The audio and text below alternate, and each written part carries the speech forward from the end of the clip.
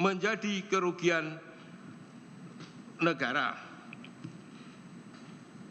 Menimbang bahwa kerugian negara tersebut setelah dikurangkan dengan Kencana Amal Tani dan Banyu Bening yang telah mempunyai HGU menjadi kerugian negara menjadi 2.645.795.276.640 rupiah dan 4.987.677 dan 36 sen dolar Amerika.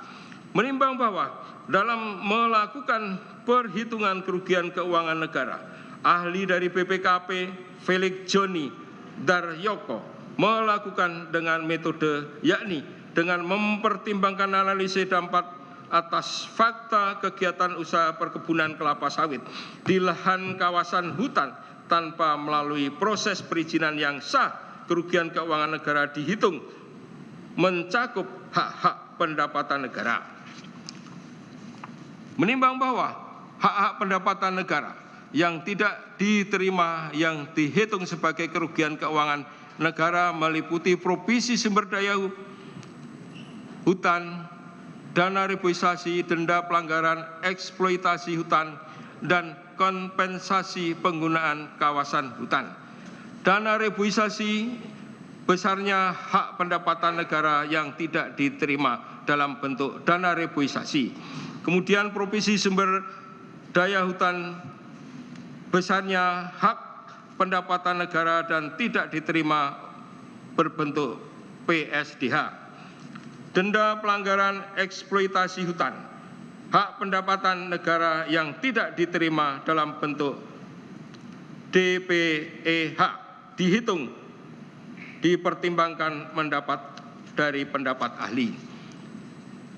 Penggunaan kawasan hutan perhitungan berdasarkan pada peraturan pemerintah nomor 33 tahun 2014. Menimbang bahwa hasil perhitungan kerugian keuangan negara berdasarkan metode yang dirumuskan di atas sebesar 4 triliun kemudian dan 7 juta dolar dikurangkan dari PT Kencana Amal Tani dan PT Banyu Bening Utama yang telah memperoleh hak guna usaha sehingga dapat mengurangkan kerugian negara menjadi 2.640.276.640 rupiah dan 4.987.677 dan 36 sen dolar Amerika. Adapun rinciannya sudah termuat dalam putusan berbentuk kolom-kolom, tidak dibacakan namun telah termuat dalam putusan ini.